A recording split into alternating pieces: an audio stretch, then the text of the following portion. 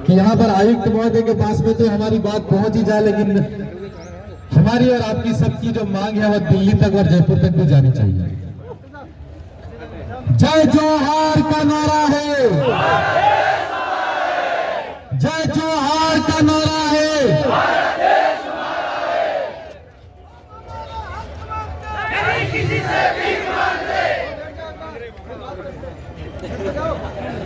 मैं रास्ते से उदयपुर तक आया, बेड रेस्ट लेता हुआ, तबियत अच्छी नहीं थी। वहां गांधी ग्राउंड के अंदर भी बोलने के लिए बोल रहे थे, लेकिन मैंने बोला कि मेरी तबियत ठीक नहीं है। लेकिन कलेक्ट्री पर हमारे संचालक महोदय ने फिर मेरा नाम लिया। आज जो हमारा आदिवासी आरक्षण मोर्चा के बैनर तले आगे जो फेंक दे भाई, उदयपुर की इस पवित्र धरती पर जो कार्यक्रम आयोजित हो रहा है, और मेरा ऐसा संजोग और योग है कि बांसवाड़ा के अंदर भी जब आंदोलन रैली हो रही थी, उस दिन भी मैं सड़क पर ही बोला था, और आज भी मैं उदयपुर की सड़क पर बोल रहा हूं, आंदोलन सड़कों पर ही होता है। आज तक राज्य की सरकारें हो या देश की सरकारें हो, अंग्रेजी हुकूमत के सामने हमने लड़ाई लड़ी हो, चाहे राजा महाराजाओं के सामने भी हमने लड़ाई लड़ी हो, और हमारी मांग को बुलंद तरीके से रखा हो, तो निश्चित तौर पर वो आंदोलन में हुए होंगे। आदिवासी आरक्षण मोर्चा के बैनर तले बांसवाड़ा प्रतापगढ़ उदयपुर के अंदर हम ये तीसरी रैली कर रहे हैं। मैं इस मौके पर कहना चाहता हूं कि इस उदयपुर के अंदर रहने वाले तमाम जितने भाई हैं, मुझे ऐसा लगता है कि बांसवाड़ा से और डूंगरपुर से हो, यहां जितने बेटे हैं उससे ज्यादा तो रूम पर होंगे।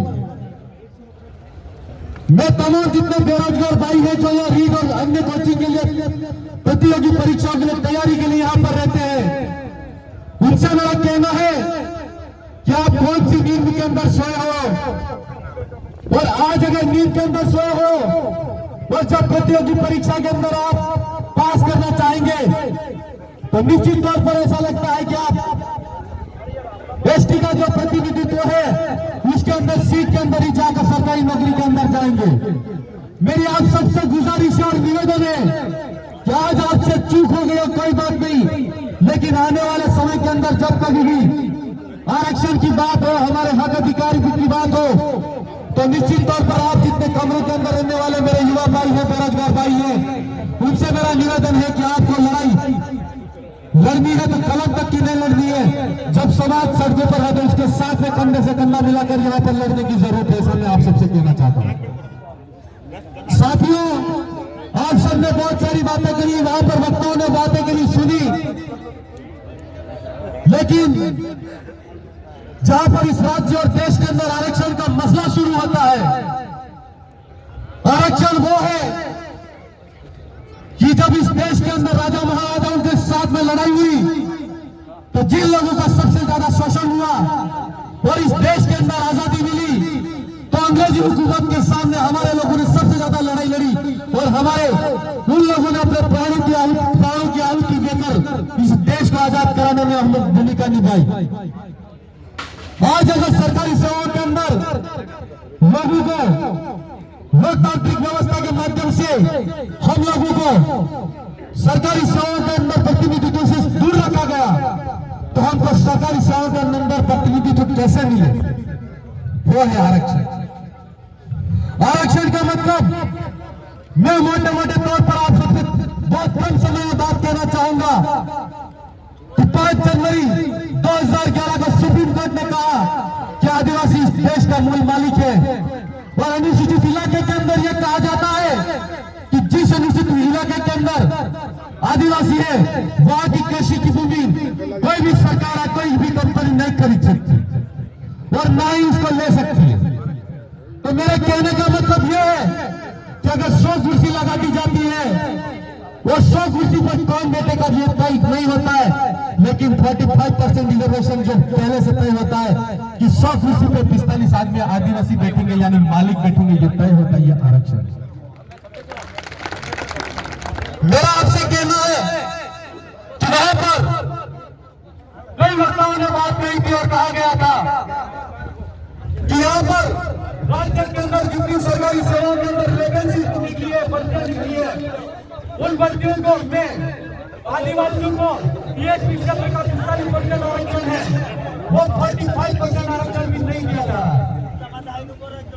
अगर 45% आरक्षण नहीं दिया जा रहा है, क्या यह हमारे साथ में न्याय हो रहा है? नहीं हो रहा है। और आप सब लोगों को, हम सब लोगों को सोचने की जरूरत है कि जब राज्य के अंदर अनुसूचित इलाके के अंदर कोई अधिसूचना जारी होती है, उस अधिसूचना का पालन वहाँ पर कार्मिक विभाग के अंदर जो नोटिफिकेशन जारी होता है, वो पालन नहीं होता है, वो पालन नहीं होता है। तो वो गड़बड़ी किसकी? वहाँ पर बैठने वाले बाबू के, वहाँ पर बैठने वाले अधिकारी। मैं मोटे मोटे तौर पर मेरे पास राज्यों का पुलिंदा है और मैंने ये विधानसभा के अंदर जानकारी मांगी। उस जानकारी के माध्यम से ये विधानसभा की सदन के अंदर से जवाब आया है कि उन लोगों ने, वहां पर हमारे सांसद महोदय ने भी आपको बात बताई थी। हम जिस आरक्षण की बात कर रहे हैं कि अनुसूचित इलाके के अंदर जिसका जितनी जनसंख्या उसका इतना प्रतिनिधित्व, यह होना चाहिए कि नहीं होना चाहिए? होना चाहिए नहीं होना चाहिए? और आरक्षण की लड़ाई आप अगर लड़ना चाहते हो तो निश्चित तौर पर यहाँ सड़क पर भी लड़ाई लड़नी पड़े तो लड़नी पड़ेगी। और अगर आपको जयपुर के अंदर विधानसभा का घेराव करना पड़ेगा तो भी करना पड़ेगा। साथ दो के मैं आपको इस मौके पर भरोसा देना चाहता हूँ कि हमारी जो विचारधारा है, उस विचारधारा के माध्यम से राजस्थान की विधानसभा के हम 4 एमएलए हम 4 एमएलए हमारी इस क्षेत्र के अंदर कोई भी किसी भी जाति समुदाय के साथ में शोषण होता है और किसी के भी साथ में गलत होता है, इस बात को बुलंद तरीके से हम आवाज उठाते हैं। और उसी तरीके से बुलंद तरीके से हमारी आवाज को, पूरे देश की आवाज को, आदिवासी राजस्थान की नई दिल्ली के अंदर की हमारी बुलंद आवाज के रूप में राजकुमार जी ने तुम्हारी आवाज को उठाते हैं। लेकिन मेरे एक चीज चाहिए कि हम सफलता जीत लेते हैं तो हमें ऐसा लगता है कि हम बिल्कुल सुरक्षित स्थान के अंदर आ गए, सुरक्षित एरिया के अंदर आ गए, सुरक्षित घर के अंदर आए। और आप ये स्पेशल के अंदर आदिवासी समुदाय से मैं कहना चाहता हूँ और एससी से कहना चाहता हूँ कि आप सब लोग अभी ऐसा लगता है कि सुरक्षित घर के अंदर है, ऐसा लग रहा है, लेकिन मैं आपसे कहना चाहता हूँ कि सुरक्षित घर के अंदर नहीं है। उदयपुर का आसपास के इलाके के अंदर हम देखते हैं कि सरकार जयपुर के अंदर जेडीएल आती है, बागपुर के अंदर बीडीएल आती है, उदयपुर के अंदर यूडीएल आती है। ये यूडीएल तमाम जितने प्रोजेक्ट है और सरकार के मात्र उन लोगों के विकास के लिए, औद्योगिक विकास के लिए, औद्योगिक को बढ़ावा देने के लिए है। और इसके अंदर इस क्षेत्र के अंदर जितनी सरकारी जमीन है, जितनी भूमि पड़ी हुई खाली जमीन है, उस जमीन की सरकार पर की नजर है। और उस क्षेत्र के अंदर यूडीए के जैसे कानून लेकर सरकार ऐसे उद्योगपतियों को हाथ में सौंपना चाहती है। लेकिन मैं सरकार से पूछना चाहता हूँ, यूडीए के कानून से कितने एसटीएससी ऑफिसों को आपने पट्टे दिए? नहीं दिए है क्या? नहीं दिए।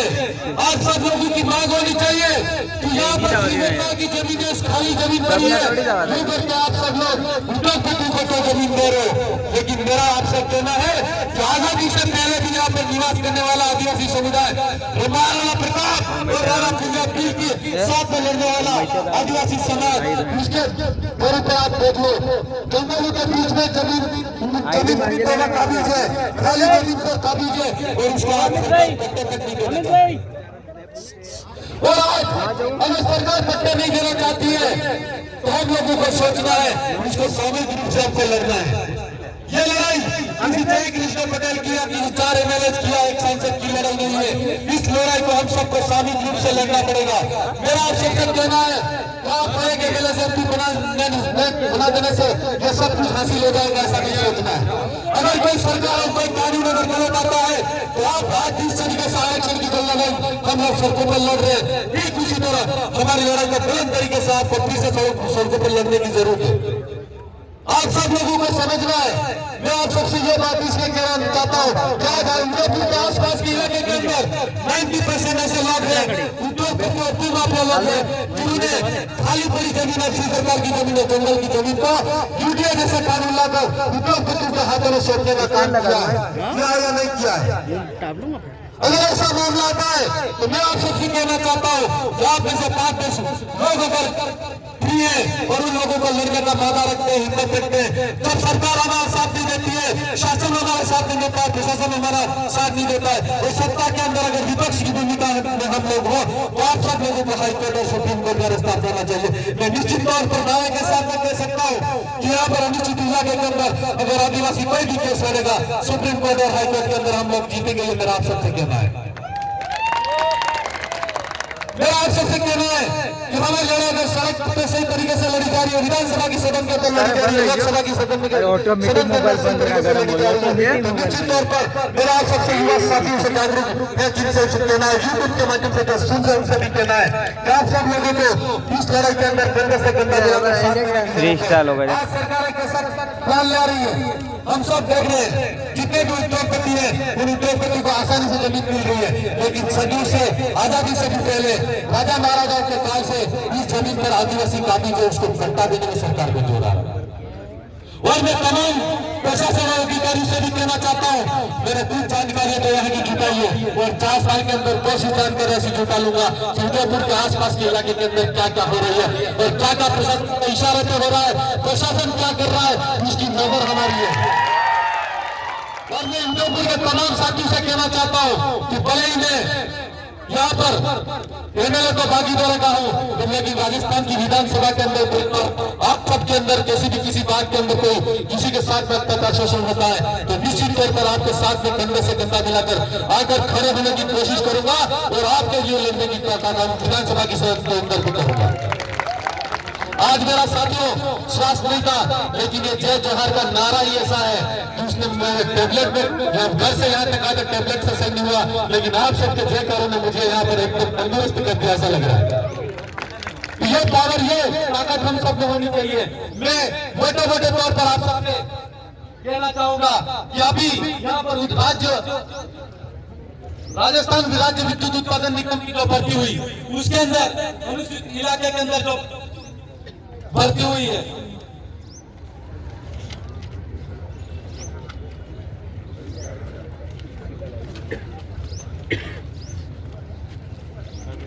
तो जैन के जो पद है उन पदों के अंदर मैं आपसे कहना चाहता हूं कि यहाँ पर कुल पद भर्ती हुई 150 की, उसके अंदर जनरल के 63 है, ओबीसी के 29 है, एमपीसी के 6 है, एससी के 22 है, एसटी के 16 है, ईडब्ल्यूएस के 14 है और टीएसपी के अंदर 0 है। ये हमारे साथ में गलत हो रहा है कि नहीं हो रहा है? आज हमारा बच्चा अगर जैन की एम की जो ट्रेनिंग करके आता है, हर माँ बाप का सपना होता है कि नौकरी लगेगा, लेकिन यहाँ पर सीट ही नहीं होगी, कैसे होगा? ऐसा संभव है? नहीं है। यह गलती किसकी है? सत्ता में बैठी सरकार की। और सरकार के आदमी कौन है? जिन्होंने नोटिफिकेशन जारी किया हो, तो इनके खिलाफ में कुछ होना चाहिए कि नहीं होना चाहिए? राज्य के अंदर ये इसके खिलाफ में मैं खुद गया था और उनको मैंने अभी दिया है लेटर हेड, और निश्चित तौर पर अभी 0 है, ये वैकेंसी फिर से जारी करेंगे और यहाँ पर कुछ न कुछ पद हमको मिलेंगे। ठीक उसी तरह ये यहाँ पर जनरल के 9 अधिक पद है, ओबीसी के 2 पद कम है, एमबीसी का 1 पद कम है, और एससी के 2 पद कम है, और एसटी के 2 पद कम है, और एक पद ईडब्ल्यूएस का कम है। ये राजस्थान के अंदर है। और सहरिया के अंदर 0 डीएसपी के अंदर 0 जैन की भर्ती जो भी आ रही है।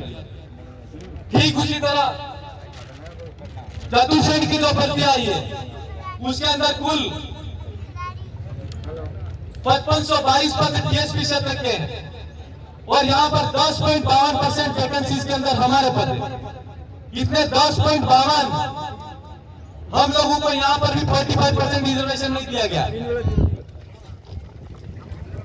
पशुधन सहायक की भर्ती आई 2041 पद है, 221 पद डीएसपी क्षेत्र के, 10.82% पद हमको यहाँ पर स्वीकृत हुए। लाइब्रेरियन के 61 पद है, डीएसपी के कुल पद 500 है, उसके अंदर भी 12.2% रिजर्वेशन के हिसाब से हमको पद मिले। लाइब्रेरियन थर्ड के 8.3%, यहाँ पर भी 2 से 3% हमको कम दिए गए। ठीक प्रहरी के अंदर 5.47%, यहाँ पर भी 7% हमको कम दिए गए। कार्यालय अनुदेशक के जो 42 पद है, उसके अंदर भी हमको 11.90% पद मिलने चाहिए। ठीक उसी तरह हमको यहाँ पर भी पद कम मिले। वाहन चालक के अंदर 2756 पद टोटल राजस्थान के अंदर सीट मिल रही है, और यहाँ पर हमको कितने टोटल 5.58% पद मिले, यानी यहाँ पर भी हमको 6% पद कम मिले। अरे यार, हम आरक्षण की बात कर रहे हैं, अनुसूचित इलाके के अंदर आरक्षण की बात कर रहे हैं। 1996 के अंदर जो अधिसूचना जारी हुई उसके अंदर 45% रिजर्वेशन है, उसका भी फुल प्रतिशत हमको नहीं मिला। क्यों नहीं दे रहे? मतलब जैसे तैसे करके हमारे बच्चे पढ़ना शुरू किए, उन लोगों ने वहां पर कार्मिक विभाग के द्वारा जो नोटिफिकेशन जारी होता है, जो अधिसूचना जारी होती है, उसके अंदर वहां पर हमारे पोस्ट ऑटोमेटिकली बैकलॉग के अंदर डाल के पीछे कर देते हैं, या कोई भी कोई ऐसी भर्ती लाते हैं, कोई ऐसा फॉर्मूला लाते हैं जिसके माध्यम से हमारी सीट खाने का काम कर रहे हैं।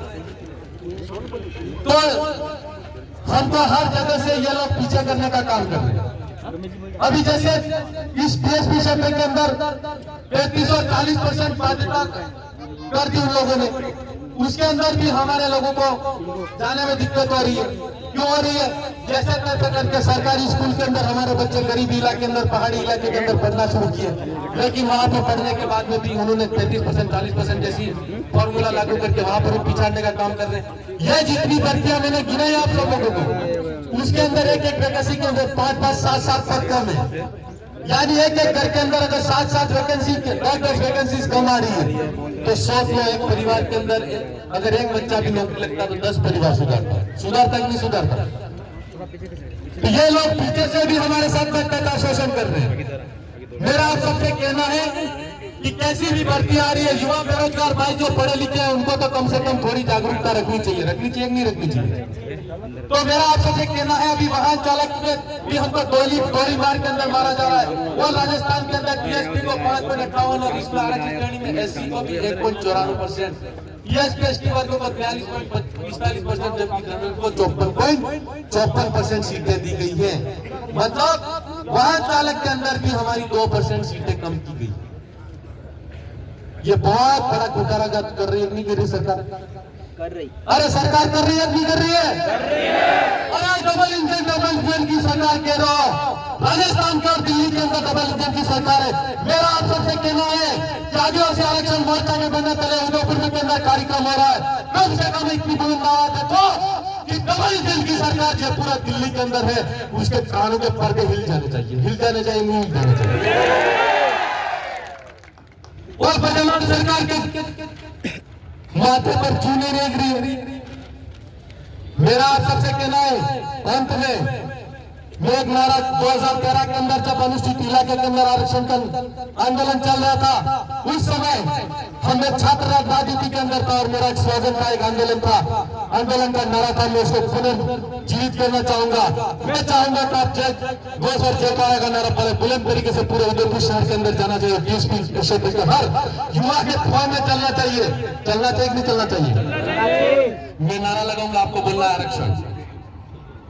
और मैं भी मांगो आरक्षण, और मैं भी मांगो आरक्षण, और मैं भी मांगो आरक्षण, और मैं भी मांगो आरक्षण, तुम भी मांगो आरक्षण, सरकार से मांगो आरक्षण, कर्मचारी मांगे आरक्षण, डॉक्टर भी मांगे आरक्षण, बच्चा आरक्षण, बच्चा मांगे आरक्षण, भाई मांगे आरक्षण, बहन भी मांगे आरक्षण, माता भी मांगे आरक्षण, संविधान से मांगे आरक्षण, संविधान से मांगे आरक्षण, हक से मांगे आरक्षण, जीत करेंगे आरक्षण, जोर से बोलो आरक्षण, जोर से बोलो आरक्षण। जय जोहार का नारा है, भारत देश हमारा है। जय जोहार का नारा है, भारत देश हमारा है। और हम हमारा हक मांगते नहीं, किसी से भीख मांगते। जब सरकार गूंगी पहरी हो तो सड़कों पर ऐसे आंदोलन करना चाहिए। हमारे बाप दादा ने किसी के सामने सर नहीं झुकाया। मेरा आपसे कहना है, लोकतांत्रिक लड़ाई में सड़क पर भी उसी तरीके से आंदोलन होना चाहिए। और विधानसभा के अंदर मैं निश्चित तौर पर कहना चाहता हूं कि अगली बार सदन चलेगा तो भजनलाल सरकार को हम वोटों के दम पर बुला के खड़ा कर देंगे। लेकिन एक बात क्या कहना है कि इस बात को आपको ध्यान में रखना है कि लोकतांत्रिक तरीके से आपको इस मांग को बुलंद करना है। मेरे हर युवा साथी से मेरा अनुरोध है कि आपके माँ बाप ने आपको इतना अच्छा एजुकेशन दिया, पढ़ाई कराया, तो निश्चित तौर पर आपको अपने परिवार के अंदर अपने भाई के लिए इस लड़ाई को बुलंद करना है। और जितने टैलेंटेड लड़के हैं, पढ़ने लिखने में आगे हैं, उनका इससे मेरा कहना है कि आप अभी जितनी वैकेंसीज आ रही है उसके अंदर तैयारी करें, लेकिन जितने भाई घर के अंदर बैठे हो उनको आगे करके इस लड़ाई को बुलंद तरीके से उठाने का काम करें। हम राजस्थान के अंदर 4 MLA हैं, निश्चित तौर पर इस बात को उठाने का काम करेंगे। और राजस्थान के ही नहीं, दिल्ली के अंदर भी हमारे सांसद राजकुमार जी होते हैं, दिल्ली के अंदर भी आरक्षण की आवाज को बुलंद तरीके से उठाने का काम करेंगे। आप सब इतनी मेहनत कश के साथ पसीना बहाते हुए यहाँ तक आए, मैं आशा करता हूँ कि आने वाले समय के अंदर जहाँ कभी आरक्षण का आंदोलन होगा, आप इतनी ही ताकत के साथ में, दोगुनी ताकत के साथ में इस आंदोलन का हिस्सा बनेंगे। आप सबने मुझे सुना, उसके लिए मैं मेरी तरफ से और मेरी पूरी विधानसभा की जनता की तरफ से बहुत बहुत धन्यवाद धन्यवाद। अगले वक्ता के रूप में